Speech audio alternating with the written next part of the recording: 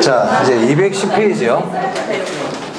자, 문제 210페이지인데, 자, 금융론입니다. 금융론.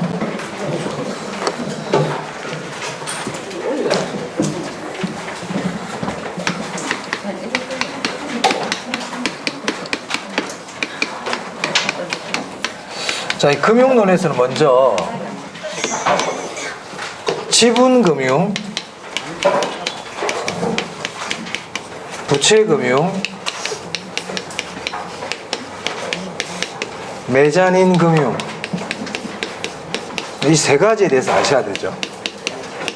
지분금융은 자기 자본을 조달하는 거예요.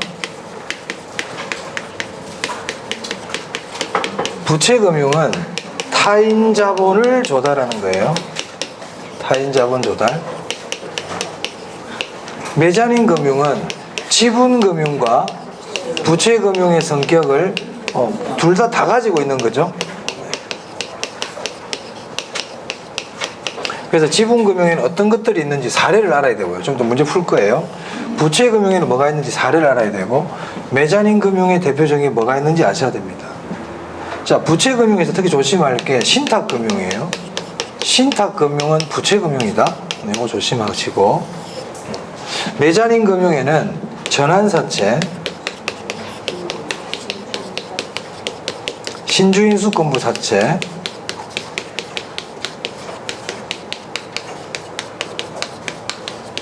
배당 우선주,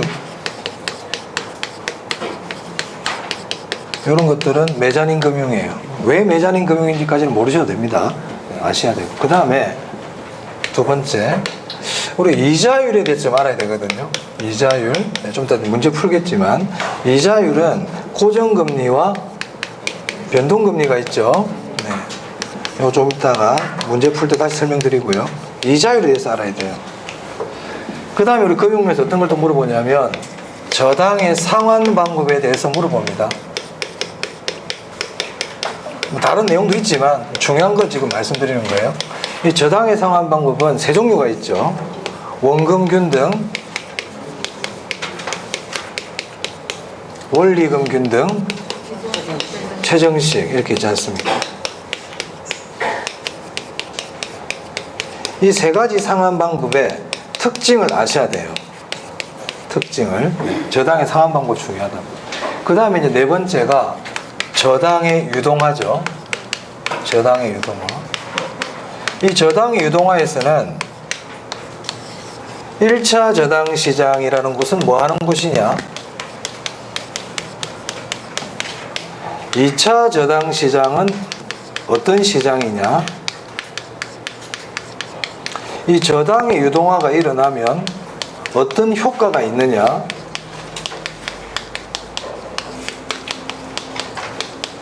그리고 MBS는 어떠한 종류가 있는지, MBS에 대해서 알아야 돼요. 저당의 유동화에 대해서 공부해야 돼요. 그 다음에 자금을 조달하는 방법 중에서 프로젝트 파이낸싱에 대해서 아셔야 돼요.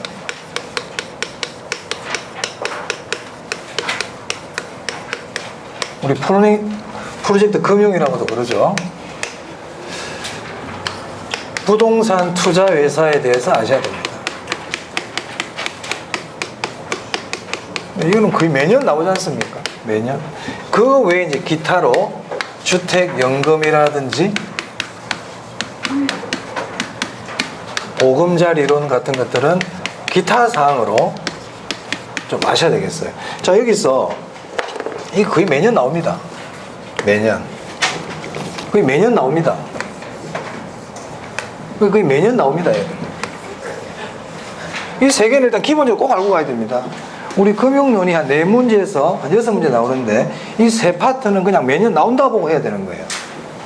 그 다음에 요거 시험에 잘 나오고 요거 종류 잘 아셔야 된단 말이에요. 그러니까 일단 네 개는 꼭 반드시 알고 가야 돼. 이 네 개는 아시겠죠? 자, 지금 이제 풀면서 제가 그때 설명을 드리겠지만, 우리 이런 걸 알고 가야 되구나, 시험장 갈 때. 프로젝트 금융도 거의 경연제로 2, 3년마다 한 번꼴로 나오거든요. 자, 1번 한번 볼게요. 자, 1번은 이제 부동산 금융에 대한 전반적인 걸 물어보는 거예요. 자, 부동산 금융과 관련된 용어의 정의 및 기초 개념에 대한 내용입니다. 1번 잔금 비율은 대출 원금에 대한 미상환 원금 비율이며 맞습니까? 네. 잔금 비율은 미상환 원금에 대한 비율이죠. 대출을 1억 받았는데 3천만 원을 상환했다. 그럼 상환 비율은 30%란 말이에요. 그럼 7천만 원 아직 남았죠? 아직 못 갚은 원금, 그죠? 못 갚은 원금이 미상환 원금이잖아요. 그게 잔금이란 말이에요. 그럼 잔금 비율은 얼마입니까? 70%입니다. 그래서 여기서 우리가 알 수 있는 거는 상환 비율 플러스 잔금 비율은 얼마라는 거예요? 네, 1이라는 뜻이죠. 상환 비율에다가 잔금 비율을 합치면 1이 되죠. 1이라는 거는 100%라는 뜻입니다. 상환 비율과 잔금 비율 합치면 1이다. 이것도 같이 아셔야 되고요. 자, 그 다음 2번인데요. 잔금 비율이에요. 제가 잔금 비율 지난 시간에 말씀드렸어요. 자, 잔금 비율은 연금의 현가계수분의 연금 현가계수다.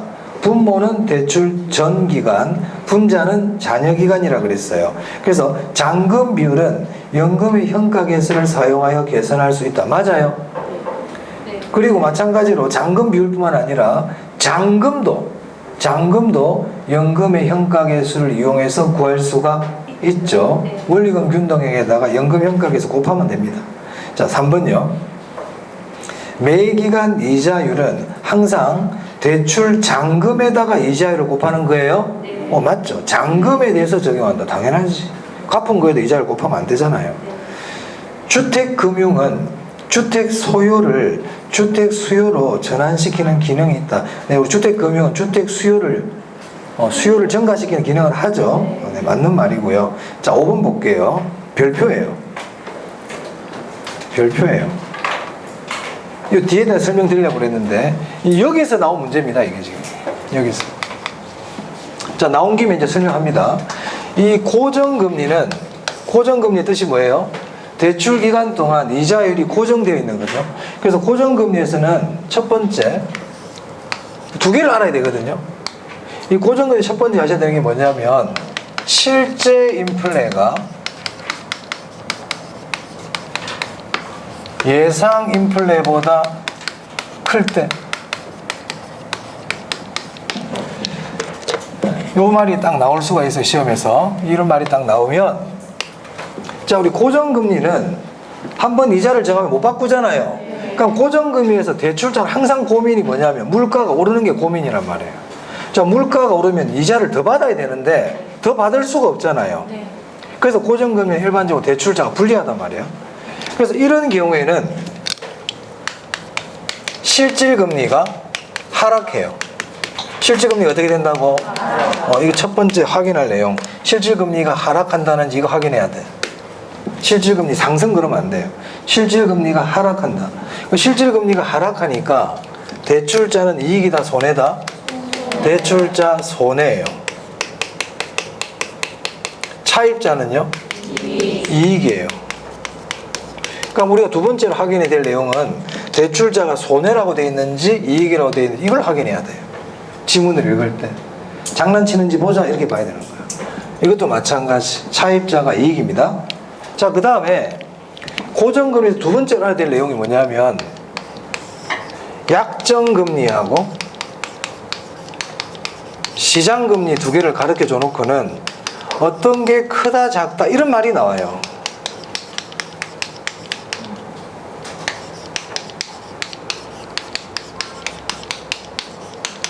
이 약정금리라는 거는 이제 은행과 약속한 고정금리를 얘기해요.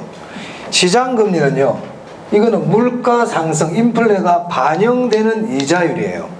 그래서 이런 말이 나오면 어떻게 하라고 그랬어요, 제가? 약정금리가 만약 6%인데 시장금리가 8%도 이 얘기 아닙니까? 어떻게 해석하라고 그랬어요, 제가? 싸게 빌리고 있다. 지금 싸게 빌리고 있는 거예요. 맞아요? 그럼 차입자는 돈 갚아야 돼? 대출을 유지해야 돼? 그러니까 그걸 조심해야 된다고. 차입자는 대출을 유지해야 돼요. 이 반대로 약정금리보다 시장금리가 지금 더 이거 똑같게 해놨네. 죄송합니다. 좀 이상하더라. 약정금리가 더 높죠. 그럼 이건 어떻게 빌리고 있는 거예요? 비싸게 빌리고 있죠. 그러면 어떻게 됩니까? 차입자는 빨리 갚아야 되겠죠. 그래서 차입자는 조기 상환해야 돼요.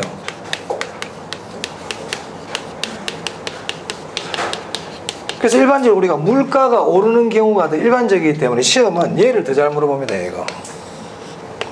이걸 잘 물어봅니다. 자, 그럼 5번 지문. 고정금리 대출을 실행한 대출 기간은 거기 금리 상승 시 돼 있죠. 여기서 금리는 약정금리일까 시장금리일까? 시장금리야. 약정금리는 안 변해. 고정금리이기 때문에. 그래서 금리 상승 시라는 거는 이게 결국은 시장금리를 얘기해요. 시장 이자율이 오르고 있다는 거예요. 그럼 나는 이제 비싸게 빌리고 있어? 싸게 빌리고 있어? 싸게 빌리고 있지. 시장금리가 계속 올라가고 있으니까. 그럼 나 어떻게 해야 돼? 유지해야 되잖아. 조기 상환한다고 잘 낸다니까. 이 5번 질문 잘 낸단 말이에요. 조기 상환으로 인한 위험이 커진다. 조기 상환이 아니고 어떻게 된다고요? 대출 유지한다니까. 대출 유지하고 있어요. 차입자 조기 상환하는 게 아니고 조심합니다. 1번에 5번 질문 조심해야 돼. 자, 2번.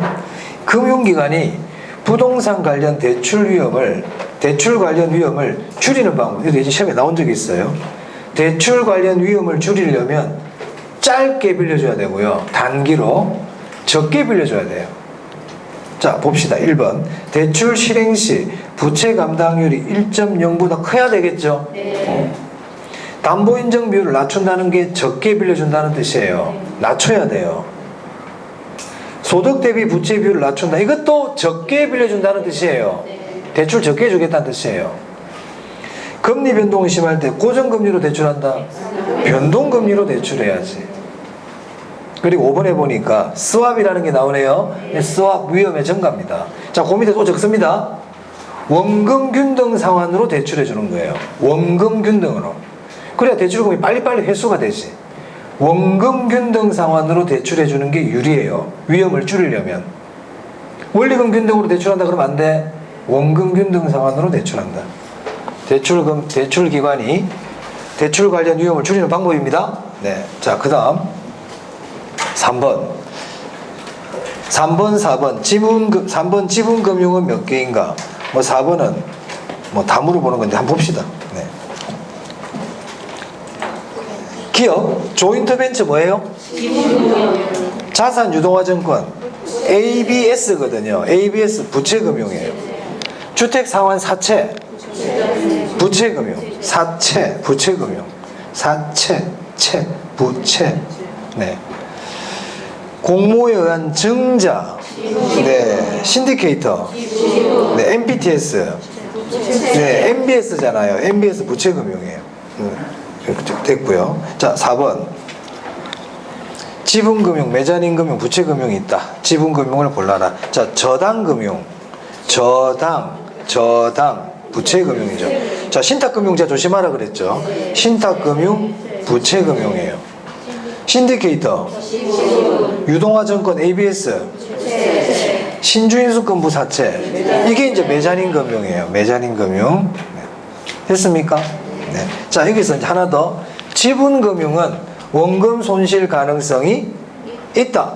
지분금융 원금 손실 가능성 있다. 지분금융 원금 손실 가능성 있어요. 자, 여기 이거 말고도 지분금융의 대표적인 게 리츠, 부동산 투자회사 리츠. 지분금융입니다. 펀드 지분금융이에요. 펀드 같이 알아두세요. 5번에 보니까 나오네요. 자, 그 다음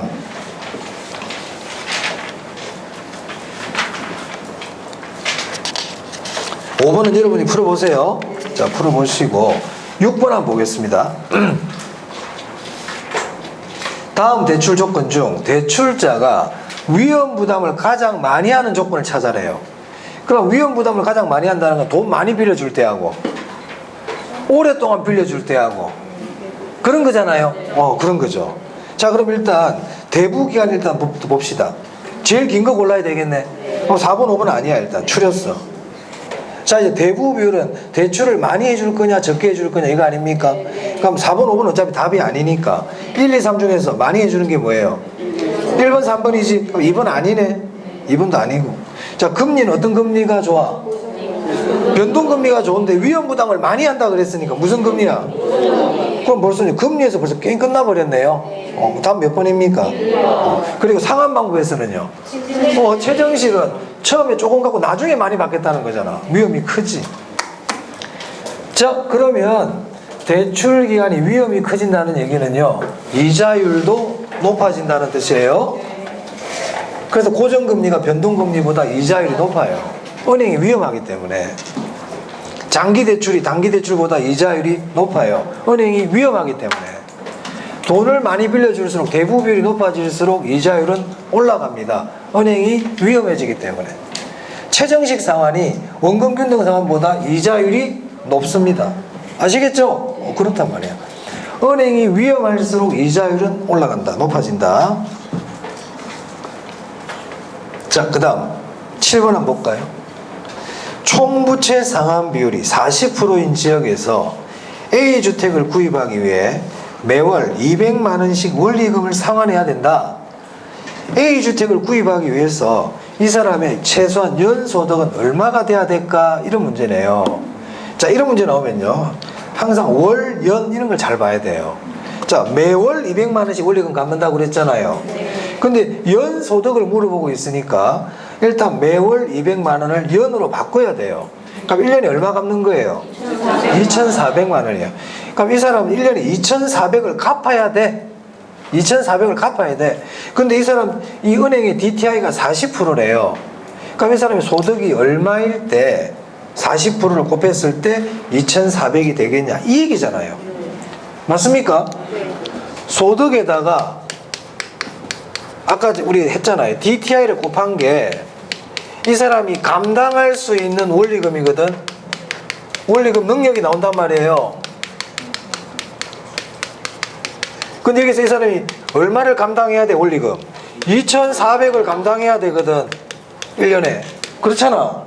DTI는 얼마라고? 40%. 그럼 소득 얼마 돼야 되겠어? 6천만 원 돼야 될 거 아니에요. 나누면 되잖아요. 소득은 얼마 해야 된다? 6천만 원. 소득이 6천만 원 될 때 DTI 0.4를 곱하면 원리금 2,400이 나오잖아요. 네, 넘깁니다. 하나 더 8번 돼볼까? 자, 8번 한번 보자 그러면. 8번. 주택금융과 관련된 다음 사항에서 옳은 것은, 자, A는 총부채 상환 비율, 즉 DTI가 적용되지 않는 지역에 소지하는 주택 매입을 위해 담보인정 비율 LTV 50%를 적용하여 주택담보대출 2억을 받으려고 한다. A가 매입하고자 하는 주택의 담보평가 가격이 얼마 이상이어야 될까? 이 얘기잖아요. 그럼 이 기업은 결국 DTI는 적용하지 않겠다. LTV만 적용하겠다. 이 얘기잖아요. 그럼 LTV를 적용하기 위해서 2억 대출을 받아야 되는데 은행은 LTV를 50%를 적용한다고 돼 있단 말이에요. 그럼 부동산이 얼마짜리여야 되겠어요? 그럼 4억짜리 해야지. 4억에 50%인 2억을 대출 받을 수 있잖아요. 맞아요? 기억은 별로 안 어렵다. 니은 볼게요. 담보인정 비율이 LTV입니다. LTV는 적용되지 않으나, LTV는 적용하지 않겠다는 얘기고, 총부채 상환 비율이 DTI예요. DTI 40%를 적용한대. 근데 이 사람 소득이 얼마라고요? 4천만 원이래. 4천만 원. 그럼 4천만 원에다 40% 곱하면 얼마야? 4천만 원에다 40% 곱하면 1600이잖아요. 4천 곱하기 0.4. 여기서부터 털려버리면 이제 너 난감하다. 여기서부터 털려버리면 난감해. 큰일 나. 4천만 원 곱하기 0.4. 1600이죠? 네. 이 1600의 의미를 알아야 된다고. 1600은 이 차입자가 1년 동안 갚을 수 있는 원리금 능력이란 말이에요. 원리금 능력. 갚을 능력이 1600인 거예요. 자, 그런데 매월 원리금 균등 분할로 120만 원을 갚아야 된대요. 매월. 그럼 1년에 얼마 갚는 거야? 1440만 원 갚는 거예요. 120 곱하기 12 하면 1440을 갚아야 된다는 얘기잖아. 이 사람 능력은 얼만데? 1600인데 1440을 갚아야 된다는 얘기니까 감당이 돼, 안 돼? 되지. 대출 가능. 오케이? 자, 그럼 만약 이 문제를 매월 원리금 균등액이 150만 원으로 대출을 받으려고 한대요. 그럼 1년에 얼마 갚아야 돼? 1800. 150 곱하기 12 하면 1800이잖아요. 이 사람의 갚을 능력은 얼만데? 그럼 대출 불가능이야. 능력이 안 되잖아. 무슨 말 알겠어요? 오케이. 잘했어요. 그런 의미예요. 자, 넘깁니다. 자, 이제 이자율입니다. 이자율. 네.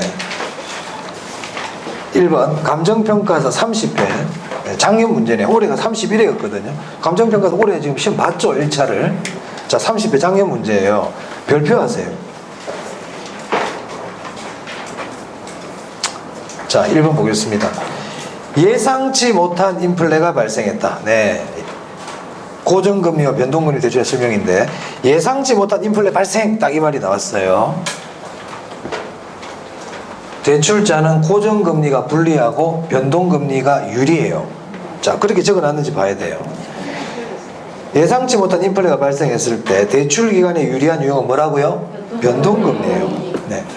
틀렸죠? 일반적으로 대출일 기준시 대출 처음 해줄 때 변동금리와 고정금리 중에 어떤 게 더 높아요? 고정금리가 높아요. 고정금리가 높아요.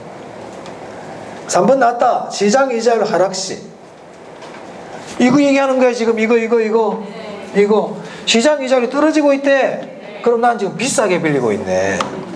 시장 이자율이 올라가고 있다 그럼 난 싸게 빌리고 있는 거고, 시장 이자율이 떨어지고 있구나, 나는 비싸게 빌리고 있는 거예요. 그럼 난 어떻게 해야 돼? 차입자는 빨리 갚아야 돼. 그래서 시장 이자율 하락 시 고정금리 대출을 실행한 대출기관은 차입자의 조기 상환으로 인한 위험이 커지지. 조기 상환하러 온다니까 사람들이. 맞아요? 네. 그렇지.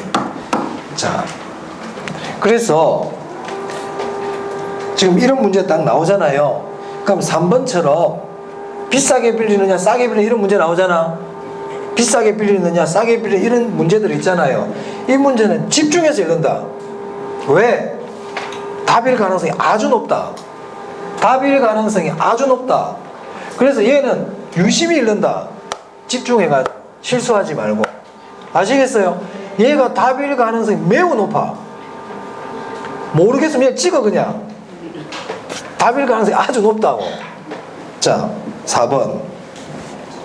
변동금리 대출은 시장 상황에 따라 이자율을 변동시킬 수 있으므로 기준금리 외에 가상금리는 별도로 고려하지 않는다. 틀렸죠? 자, 이 변동금리 문제거든요. 자, 변동금리에서는요. 자, 변동금리는 어떻게 구합니까? 기준금리에다가 가상금리를 더하죠? 더합니다. 인플레 같은 건 반영 안 해. 왜? 물가 올라가면 바로 올릴 수 있기 때문에. 자, 여기서 기준금리로 사용하는 게 뭐예요? CD금리나 코픽스금리란 말이에요. 그럼 CD금리가 뭐고 코픽스금리가 뭔지는 몰라도 됩니다. 하지만 코픽스금리라는 말이 나오면 변동금리라는 건 알아야 돼요. 코픽스금리는 기준금리예요. 자, 변동금리는 물가가 변하면 이자율을 변화시키겠다는 얘기잖아. 그럼 물가 변하는 거를 기준금리에 반영해, 가상금리에 반영해? 여기 반영한다니까요. 물가를 어디다 반영한다고? 그렇지. 물가 변동은 어디에 반영한다? 기준금리에 반영하는 거예요. 물가 변동은 어디에 반영한다고? 기준금리에 반영해. 잊어먹으면 안 돼. 물가 변동은 기준금리에 반영해. 그러면 이 기준금리는 고정되어 있다, 변한다? 변합니다. 기준금리는 변합니다. 기준금리는 변한다. 하지만 가상금리는 차입자의 연체 실적에 따라 다르게 적용한단 말이에요. 얘는 고정이에요. 얘는 고정이에요. 자, 다시 읽어볼게요. 그래서 4번 변동금리 대출은 시장 상황에 따라 이자율을 변동시킬 수 있으므로, 맞죠? 근데 어디다가 이걸 반영한다고? 기준금리에. 기준금리가 변해요. 기준금리가 변해요. 그래서 기준금리 외에 가상금리는 별도로 고려하지 않는다. 이 출제자가 낸 이유는 물가가 변하면, 시장 상황이 변하면 기준금리가 변한다 그랬잖아. 그러니까는 가상금리는 필요 없다 이런 의미로 낸 거란 말이에요. 아니야, 은행 먹고 살아야 되기 때문에 가상금리를 더합니다. 가상금리가 은행 입장에서는 마진이란 말이에요. 가상금리 더합니다. X. 5번 변동금리에서 가장 대표적으로 잘 되는 문제예요. 5번 지문도 이자율 조정주기 문제죠. 이자율 조정주기가 짧을수록 대출자가 유리하다. 이자율 조정주기가 짧을수록 대출자가 유리하다. 그래서 1번 문제는 5개 지문이 다 좋아. 5개 지문이 다 좋아요. 다 알아놔야 돼요. 자, 하나만 더 말씀드립니다. 이제 채무 불이행 위험까지 넣으면 더 좋아. 금상첨화는 이제 채무 불이행 위험은 어떤 게 높다? 변동금리가 높아요. 채무 불이행 위험은 뭐가 높다고요? 변동금리가 높아요. 그래서 이 5개하고 나머지 6개 이거를 꼭 알아두기만 합니다. 여러 번 봐가지고 절대 잊어먹지 않도록. 우리 시험이 지금 60일 남았는데 이 60일 남은 시점에서는 새로운 거 하는 게 안 중요해. 새로운 게 하나도 안 중요하다. 이제 지금까지 해왔던 거 확인하는 게 중요하고요. 기본으로 돌아가야 돼. 이때부터 남은 2달 동안은 기본기를 더 정확하게 익혀 나가야 됩니다. 새롭고 어려운 거 하는 거 아닙니다. 기본 내용을 충실하게 하고 가야 돼요. 그럼 기본 내용 뭔데? 그게 기출문제다. 기본 내용이 기출문제이기 때문에 기출문제를 다시 한 번 더 확인해야 됩니다. 2달 동안 충분하게 지문 하나하나를 꼼꼼하게 다 확인하셔야 돼요. 새로운 거 막 풀고 그럴 필요 없어요. 자, 2번 볼게요. 주택담보대출에 관한 설명이다. 옳은 것은 1번 시장 이자율이 대출 약정 이자율보다 높다면 또 나왔죠. 그럼 비싸게 빌리고 있다, 싸게 빌리고 이걸 판단하면 돼요. 싸게 빌리고 있죠? 저기 상환하면 안 되지. 대출 유지해야지. 자, 2번 대출 시점에 아까 나왔습니다. 고정금리일 때는 대출 시점에는 고정금리와 변동금리 중에 어떤 게 더 높다? 이자율이 고정금리가 높아요. 3번 주택담보대출금리가 하락하면 정상적인 주택의 수요는 어떻게 됩니까? 증가하죠. 틀렸네요. 4번 보세요. 대출금리가 고정금리일 때 대출 시점의 예상 인플레보다 실제 인플레가 높으면 이 얘기하고 있네 지금. 이 얘기 실제 인플레가 예상 인플레가 높단 말이에요. 그럼 뒤에는 대출자 손해, 차입자 이익 이런 말이 나와야 돼. 그래서 예상 인플레보다 실제 인플레 높다 이 말 딱 나오잖아요. 그럼 여러분들 읽기 전에 대출자가 손해인데 하면서 읽어야 되는 거야. 그래 봤더니 대출자가 이익이라고 돼 있잖아요. X지. 금융기관 손해, 차입자 이익이에요. 자, 5번 별표입니다. 대출 비율이 높아질수록 주택담보대출금리는 낮아진다. 제가 아까 얘기했잖아. 대부 비율이 높아진다는 얘기는 돈 많이 빌려줄게. 은행이 더 위험해진다는 얘기예요. 금리는 어떻게 된다? 높아집니다. 조심. 네, 좋아요. 3번. 네, 1번, 2번, 3번 앞에서 다 했던 거야. 5번도 했어. 4번. 코픽스 연동주택담보대출은 고정금리부 주택담보대출이다. 코픽스 나오면 뭐라고요? 변동금리예요. 코픽스는 변동금리예요. 땡, 틀렸다. 4번도 보시면, 자, 1번 볼게요. 틀린 거 찾기입니다. 변동이자율 저당 시 기준금리는 시장 상황에 따라 변동하나? 기준금리는 변한다 그랬죠? 가상금리는 대출자와 차입자의 약정에 의해 정해지면 고정된다. 맞습니까? 네네, 맞습니다. 채무 불이행 위험은 변동이자율이 고정이자율보다 큰 것이 일반적이다. 맞아요? 네. 4번 한번 볼까요? 고정이자율 저당에서 시장이자율이 하락했다. 또 나오네. 시장이자율이 하락했다. 비싸게 빌리고 있구나. 내가 비싸게 빌리고 있구나. 빨리 갚아야지. 근데 보니까 기존 융자를 유지하래. 유지하는 것이 유리하대. X죠? 4번이 틀렸어. 제가 왜 자꾸 똑같은 걸 반복하느냐. 익숙해져 있어야 돼. 중요하기 때문에 시험에 잘 낸단 말이야, 얘를. 자, 됐습니다. 넘깁니다. 5번입니다. 네. 자, 1번은 하나 체크해 보세요. 뭐 시험에 나온다기보다 아주 알면 좋겠어요. 연간 이자율이 같은 1년 만기 대출의 경우 대출자는 기말에 한 번 이자를 받는 것이 기간 중 4번 나누어 받는 것보다 불리하다. 자, 이게 무슨 내용이냐면 이 뜻입니다.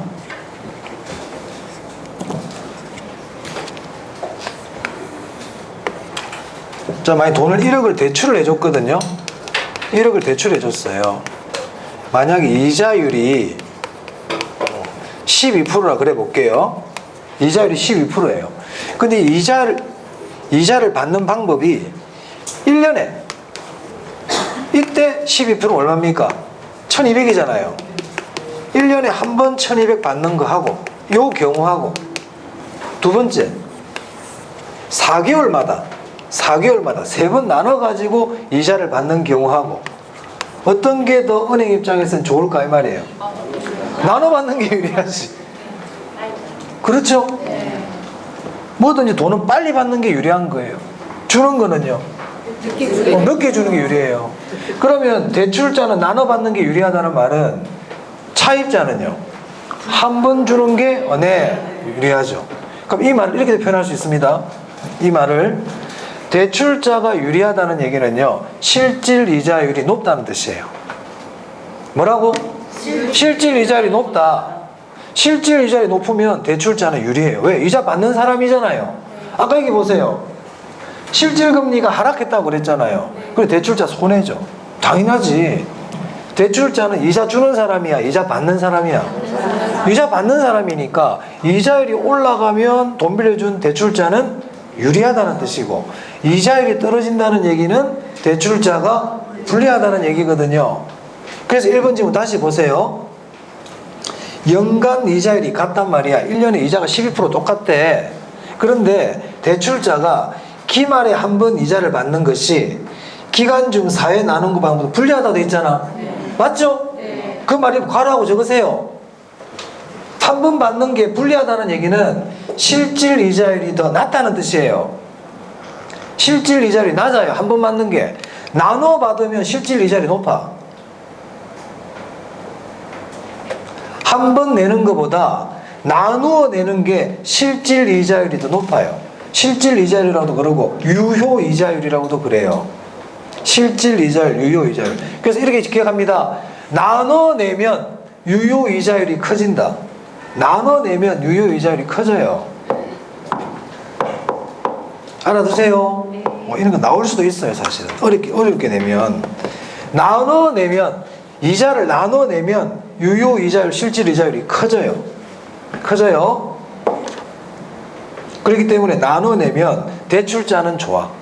하지만 차입자는 불리해. 그럼 여러분 은행 가가지고 선생님 이자 한 번만에 내실래요? 1년에 4번 나눠서 내실래요? 어떻게 해야 돼, 여러분들은? 한 번에 낸다고 그래야 돼. 나눠 내지 마. 한 번에 낸다고 그래야 돼. 한 번에 내는 게 대출자는 불리하고 차입자가 유리해. 자, 그 다음 나머지는 그냥 보시면 되겠습니다. 6번입니다. 1번 틀린 거 찾기인데, 변동금리 대출 방식은 대출자 측에 발생할 수 있는 이자율 위험을 차입자에게 전가할 수 있다. 맞아요? 네, 변동금리는 위험의 전가인데요. 위에다가 대출자가 차입자에게 전가하는 겁니다. 차입자가 대출자에게 전가한다 그러면 안 되겠죠? 변동금리는 대출자가 차입자에게 위험을 전가시키는 거예요. 자, 2번 볼게요. 대출 기간의 실질 이자율은 인플레율에 따라 다르게 나타나는데, 그렇지. 어떻게 다를까? 인플레가 높아지면 실질 이자율은 떨어집니다. 제가 전에 말씀드린 적이 있어요. 물가가 오르면 실질은 다 떨어진다 그랬어요. 그래서 여기 실질 이자율은 인플레율에 따라 다르게 나타난다 그랬잖아. 어떻게 달라지느냐? 인플레가 발생하면 실질 이자율 떨어져요. 참고로 알아두셔야 돼요. 나타나는데 명목 이자율에서 인플레율을 차감하여 결정된다. 자, 이게 무슨 말입니까? 자, 우리 고정금리에서 명목금리는 실질금리에다가 예상 인플레율을 더하거든요.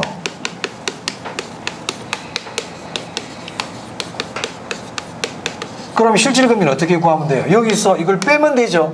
명목금리 빼기 예상 인플레이율이다. 그래서 실질 이자율은 인플레이율에 따라 다르게 나타나는데 명목 이자율에서 인플레이율을 차감한단 말이에요. 그래서 실질금리는 어떻게 구한다? 명목금리에서 뭘 뺀다? 인플레이율을 빼죠. 그래서 우리 인플레이율이 높아지면요 실질금리 떨어지게 돼 있어요. 그래서 인플레가 발생하면 실질금리 떨어져요. 주식을 저렇게 변형한 것밖에 없습니다. 맞아요? 맞죠? 명목 이자율에서 인플레이율을 차감하여 결정한다. 자, 뭐 3번, 4번, 5번은 여러분들이 보시면 돼요. 5번 한번 볼게요. 5번. 변동 이자율 저당에서 예상치 못한 인플레이션이 발생했대요. 그때 실질 이자율은 변하지 않는다. 어때요? 맞습니까? 네, 맞아요. 자, 고정금리는요. 고정금리는 명목금리가 딱 고정되어 있는 거예요.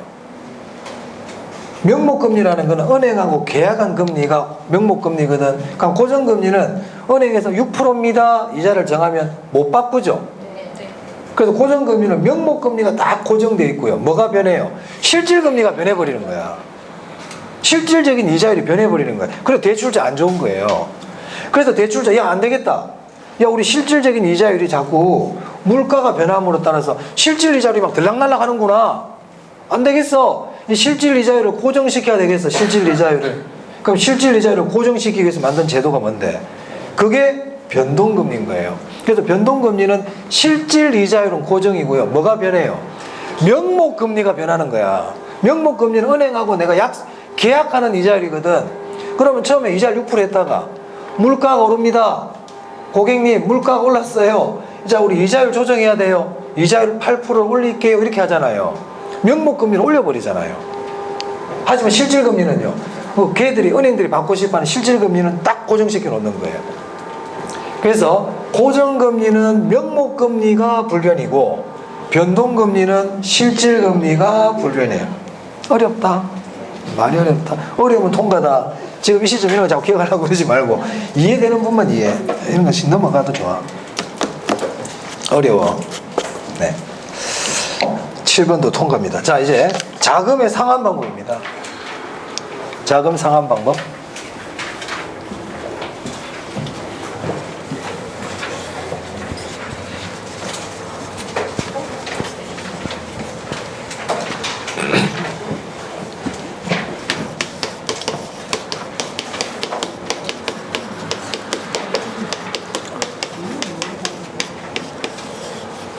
원금균등,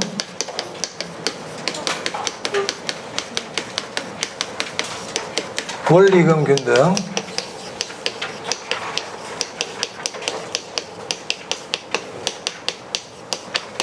최정식 이렇게 있다고 그랬죠.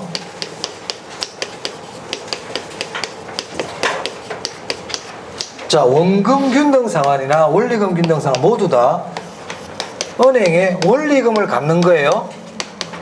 원금과 이자를 같이 갚아가는 방식입니다. 그래서 원리금을 불이백이라고도 그래요. 불이백, 납부액. 은행에 납부하는 돈이 원리금을 납부한다고. 그 원리금은 뭐와 뭐로 이루어져 있어요? 원금과 이자로 이루어져 있죠. 원금 균등이기 때문에 이 원금에 해당하는 부분이 어떻게 납부한다는 거예요. 일정하다. 이건 변하지 않는다. 그럼 원금을 갚아가니까 항상 이자는 항상 줍니다. 이자는 항상 줄어요. 그럼 원리금이 어떻게 돼요? 원금은 일정하고 이자가 주니까 원리금도 결국 어떻게 돼? 감소하겠죠. 맞아요? 그래서 원리금 균등에서, 원금 균등에서는 이게 일단 제일 중요해요. 원금 균등은 원리금이 점점 줄어든다. 은행에 납부하는 불이백이 점점 줄어드는 방식이에요. 원금 균등, 은행에 납부하는 불이백이 점점 줄어요. 그 말은 처음에 많이 내고 나중에 적게 내겠다는 뜻이야. 그래서 이 세 가지 방법 중에 처음에 가장 많이 납부하는 게 얘야. 원금 균등 이 세 가지 방법 중에서 처음에 돈을 제일 많이 내. 제일 많이 내. 자, 그 다음 원리금 균등은요. 자, 원리금 균등도 은행에 원리금을 낸다. 원리금은 원금과 이자로 이루어져 있다. 근데 원리금 균등이기 때문에 이 원리금이 어떻다는 거예요? 일정하다. 이게 일정하다. 이자는 항상 준다. 원금을 갚아가니까. 근데 원리금이 일정하면 이자는 줄고 원리금 일정하려면 원금 부분 어떻게 해야 됩니까? 증가하겠죠. 특히 이자가 줄어드는 만큼 원금이 증가한다는 거예요. 그래서 원리금 균등에서는 이게 중요하다고요. 원금 부분이 증가한다는 게 중요하다고요. 이 부분이. 잊어먹으면 안 됩니다. 그래서 원리금 균등 상환은 이자 감소분만큼 원금에 해당하는 부분이 증가합니다. 자, 그 다음 이 원금 균등과 원리금 균등은 1회차 네, 이자 지급액이 동일해요.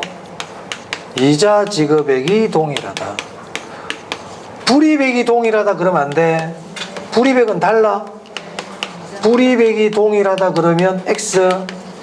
이자가 똑같아요. 불이익이 동일하다 그러면 안 된다. 이자가 동일하다. 그것도 1회차만 똑같아. 1회차만.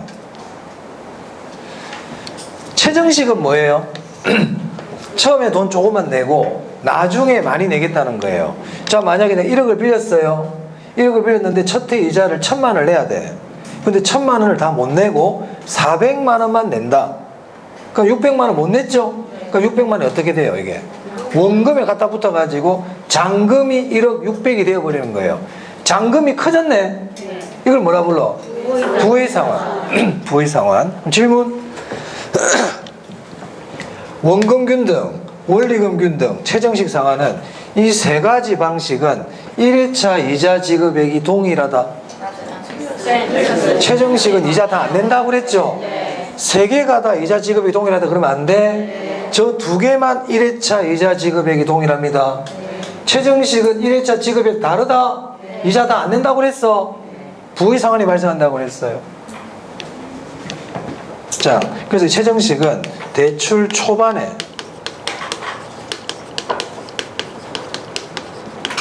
부의 상환이 발생해요. 이 부의 상환을 시험에 잘 내지는 않는데 만약에 부의 상환이 나오잖아요. 부의 상환이 나오면 우리가 확인해야 될 게 있어요. 부의 상환이라는 말이 나오면 초반이라는 걸 꼭 확인한다. 후반부에는 부의 상환 없다. 부의 상환이 나왔으면 초반이라는 것도 확인한다 항상. 아시겠죠? 후반부에는 돈 갚아가 다 갚았는데 무슨 부의 상환이야. 그럼 부의 상환이 뭔데? 대출 잔금이 대출 원금보다 큰 거를 얘기해요. 근데 대출 후반부가 돈 다 갚아가는데 아직 이 상태면 말이 안 되잖아요. 그래서 부의 상환 항상 언제 일어난다? 초반에 일어납니다. 그리고 저 최정식 상환은 주택 보유 예정 기간이 긴 사람이 유리해요? 짧은 사람이 유리해요? 짧은 사람이 유리하고요.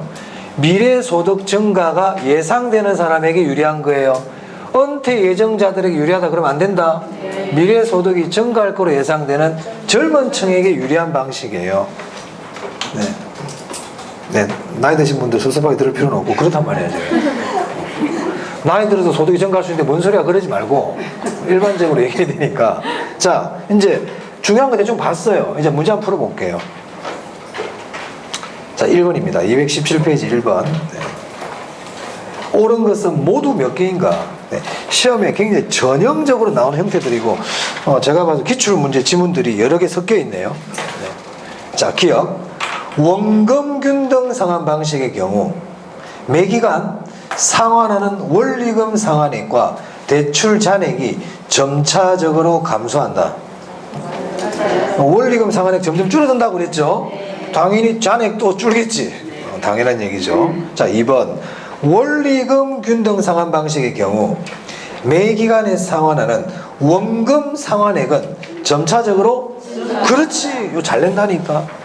증가한다고요. 그래서 원리금 균등 상환 딱 나오잖아. 그럼 분명히 이걸 가지고 말을 바꿀 수가 있어요. 그래서 항상 눈을 부릅뜨고 이래. 눈을 부릅뜨고 그걸 장난 안 치는지 딱 봐야 됩니다. 그걸 바꿀 거야 하면서 봐야 돼요. 자, 3번. 최정, 점정 상환 방식의 경우 미래 소득이 증가할 것으로, 이걸 감소할 것으로 잘 내거든요, 또. 그래서 어떤 부분들, 바꾸는 부분들이 있어요, 출제자들이. 그런 것들을 잘 봐야 돼요. 그 긴 지문을 어떻게 다 보려고 그래요? 그 긴 지문을. 그렇잖아요. 우리 민법 같은 거 지문이 길잖아요. 그럼 그 긴 지문 중에서 출제자들이 항상 말을 바꾸기를 좋아하는 부분들이 있단 말이에요. 개론도 마찬가지고. 거기서 딱 집중을 해야 돼. 거기서. 그러면 점정식 나왔잖아. 그럼 미래소득이 증가라고 해야 되는데 감소 이렇게 말을 잘 바꾼단 말이에요. 그런 것들 잘 봐야 돼. 증가될 것으로 예상되는 차입자에게 적합하다. 맞습니까? 네. 자, 리을인데요. 이 자금의 상환 방법에서 또 잘 물어보는 게 뭐냐면 중간에 돈 갚으러 갔대 이제. 중간에 돈 갚으러 가는 거야. 그러면 잔금이 어떤 게 더 많이 남았느냐 적게 남았느냐 이걸 잘 물어봅니다. 그럼 이것도 마찬가지 이렇게 생각하면 되죠. 돈을 많이 갚았으면 잔금이 작을 거고 돈을 적게 갚았으면 잔금이 많을 거고 그렇잖아요. 자, 그래서 중도 상환 시 차입자가 상환해야 되는 저당 잔금은 원리금 균등 분할 상환 방식이 원금 균등 분할 상환 방식보다 적다? 크죠? 원금 균등이 돈을 많이 갚았잖아요. 그래서 원금 균등이 더 작습니다. 자, 그런데 이 저당 잔금을요 이렇게도 물어볼 수 있어요. 잔금이라 안 그러고 대부 비율 이렇게도 얘기할 수 있어요. 그럼 저당 잔금이 작다는 얘기는 대부 비율도 작겠지. 왜? 대부 비율이 뭔데? 부동산 가치분의 부채 잔금이거든요. 그래서 잔금이 작다는 얘기는 대부 비율도 작다는 뜻입니다. 그러니까 원금 균등하고 원리금 균등 중에 중도 상환하러 갔을 때 잔금이 어떤 게 더 작다고? 원금 균등. 대부 비율도 어떤 게 작다고? 원금 균등. 그래, 원금 균등. 잔금 비율도 작겠네 그러면. 잔금 비율도 작겠네. 그럼 잔금 비율이 작다는 얘기는 상환 비율은 크겠네. 상환 비율은 크지. 상환 비율은 크지. 자, 중도 상환하러 갔어. 중도에 상환하러 갈 때 잔금 비율은 원금 균등이 작다 그랬죠? 그 말은 상환 비율은 크다는 뜻입니다. 네, 마이크가 좀 오지마. 자, 그 다음 미음 보세요. 대출기간 만기까지 대출기간에 줄쳐 볼게요. 총이자 수입 크기. 총이자 수입 크기. 총이자 수입 크기라고도 그러고요. 총납부액 그래도 괜찮아요. 똑같은 얘기예요. 왜냐하면 원금은 똑같다고 가정하거든. 전부 1억씩 빌린 거야. 그럼 이 세 가지 방식 중에 어떤 게 이자를 제일 많이 내요? 최정식이 제일 많이 내죠? 그 말은 총납부액이라 그래도 된단 말이에요. 원금은 똑같이 1억씩 빌렸다고 가정하기 때문에. 그래서 총이자 수익 크기는 어떤 게 제일 클까? 최정식이 제일 크지. 그 다음 원리금, 그 다음 그렇습니다. 그래서 총이자 수익 크기 그래도 되고요. 총납부의 크기 그래도 똑같아요. 네. 1번 중요한 문제입니다. 네, 잘 봐두시면 되겠고 2번, 3번 그냥 풀어보세요. 4번 볼게요. 주택저당대출에 있어 저당 상환 방법의 기술이다. 틀린 것은 원금 균등 상환 방식은 매기 상환해야 될 원리금이 일정하고 틀렸죠. 그래서 원금 균등은 원금이 일정하죠. 원리금 균등 상환 방식에서는 매년 상환해야 할 원금이 일정한 게 아니고 뭐가 일정하다? 원리금이 일정하죠. 자, 그럼 2번 볼까요? 첫해 월 불이백 납부 후 만기 이전에 중도 상환하러 갔대. 대출 잔액 크기 순서에 어떤 게 잔액이 제일 많아? 점정식. 그 다음 원리금 균등. 그 다음 그렇지. 잔액 크기라 그래도 되고요. 대부비율 크기 그래도 괜찮다고요. 똑같다고요. 잔액 크기나 대부비율 크기나 똑같다. 대부비율 그랬다고 뭐지? 그러면 안 됩니다. 대부비율이 부동산 가치분의 부채잖아요, 결국. 그러니까 부채 비율 그래도 되겠네. 부채 비율 그래도 되겠네. 그렇지. 다 된단 말이에요. 말 바꿨다 그래가지고 헷갈리지 말고요. 대부 비율이 크다는 거, 부채 비율이 크다는 거고 잔금이 크다는 거예요. 다 같은 내용이죠. 자, 5번 한번 보겠습니다. 5번 틀린 거 찾기. 원리금 균등 분할 상환 방식과 원금 균등 분할 상환 방식 모두 시간이 경감에 따라 이자 상환액이 감소한다는 공통점이다. 이자는 늘 줄지 왜 원금을 갚아가니까 이자가 줍니다. 최정식은 안 그렇다. 최정식은 초반에는 이자가 점점 늘어날 수 있어요. 왜? 잔금이 커지거든. 우리가 그 이자는 잔금에다가 이자율을 곱하잖아요. 이자는 잔금에다 이자율을 곱하거든. 근데 부의 상환이 발생한다는 얘기는 잔금이 점점 커지는 거예요. 잔금이 커지는 거야. 초반부에. 그러니까 이자도 점점 많아져. 그러다가 줄어들어.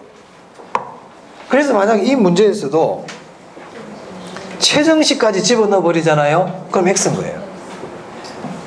원금 균등과 원리금 균등은 이자가 점점 줄어들지만 최정식은 처음부터 이자가 계속 줄어드는 게 아닙니다. 왜? 잔액이 늘어나니까 이자가 처음에 많아져요. 그래서 처음에 많이 낸다니까. 그러다 점점 줄어드는 거예요. 처음에 적게 내고 나중에 계속 많이 내다가 무슨 말 알겠습니까? 처음에 작게 내고 나중에 많이 낸다 그랬잖아요. 그래서 이자도 처음에는 늘어나요. 일정 부분. 그러다가 줄어들기 시작해. 어찌됐든 자 1번 원리금 균등과 원금 균등은 이자가 점점 줄어든다. 하지만 최정식까지 여기다 집어넣어 버리면 안 된다. 1회차 이자는 똑같다 그랬다. 이 둘은. 하지만 그것도 최정식을 집어넣어 버리면 안 된다. 안 된다. 2번 보겠습니다. 원리금 균등 분할 상환에 의하면 원금 상환액은 대략 만기의 3분의 2 정도 경과되면 원금의 50%가 상환된다. 네, 사실 참고로 아세요. 맞아요. 그래서 우리 원리금 균등은요, 대출 기간에 3분의 2 정도 지나면 그때부터는 이제 원금이 더 많이 갚기 시작해요. 그전에는 이자가 더 많아요. 그래서 3분의 2 정도 딱 되면 이제 원금이 한 반 정도 갚아졌다고 보면 돼요. 그럼 그 이후부터는 이제 갚는 것 중에 뭐가 더 많다? 원금이 많다. 이 뜻이에요. 참고로 아세요, 이런 거. 3번 볼게요. 3번. 원리금 균등 분할 상환 방식은 전체 상환금의 크기의 변화는 없지만 후기로 갈수록 전체 상환 금액의 크기가 뭔데? 전체에서 그게 원리금이잖아. 원리금. 이걸 얘기하는 거란 말이에요. 이건 일정하다고요. 변화가 없다고. 변화가 없지만 후기로 갈수록 원금 상환 부분은 어떻게 되고 증가하고 이자 지급 부분은 어떻게 된다? 오케이. 4번은 어떤 게 더 유리하냐가 아까 설명드렸고요. 5번 볼게요. 일반적으로 원금 균등 상환 방식의 1회차 월 불이백이 원리금 균등 상환 방식의 1회차 월 불이백보다 어떻다? 크다. 크지만 1회차 월 이자 상환액은 두 방식이 어떻다? 1회차 이자는 똑같아. 다 그냥 똑같은 거 계속 반복입니다. 반복. 자, 6번인데요. 5번 지문 보겠습니다. 5번. 5번 별표하세요. 대출 실행 시점에서 총부채 상환 비율 DTI는 원금 균등 분할 상환 방식이 상대적으로 가장 작다. 이거 어때요? DTI도 총부채 상환 비율이거든요. 상환 비율이라고요. 그럼 원금 균등은 돈을 많이 갚는 거잖아요. 상환 비율 커요. 그래서 대출 실행 시점에서는 원금 균등이 DTI 상환 비율이 큽니다. 밑에 적으세요. 대부 비율은 가장 작다. 상환 비율이 크다는 얘기는 대부 비율은 작다는 뜻이에요. 자, 이론적인 거 다 했어요. 하나만 더 얘기할게요. 자, 원금 균등, 원리금 균등 최정식이 있는데 원금 균등이 처음에 많이 갚는 거라 그랬습니다. 처음에 많이 갚고 얘는 처음에 제일 작게 갚는 거예요. 그럼 지금 현재 소득이 높은 사람이야. 지금 현재 고소득자야. 그럼 어떤 게 유리하다? 지금 현재 소득이 낮은 사람이야. 최정식이에요. 그러면 이 둘 중에 소득이 높은 사람은 뭐가 유리하다? 소득이 낮은 사람은 네, 그렇습니다. 네. 지금 많이 낼 수 있다. 고소득자란 뜻이에요. 자, 그 다음에 이제 계산 문제예요. 그 221페이지에 8번, 9번, 10번, 11번, 12번, 13번 뭐 이리 많아. 14번, 15번 전부 계산 문제네요. 좀 쉬었다가 몇 개만, 한두 개만 풀어봅시다. 그러면 네, 조금만 쉬었다 하겠습니다.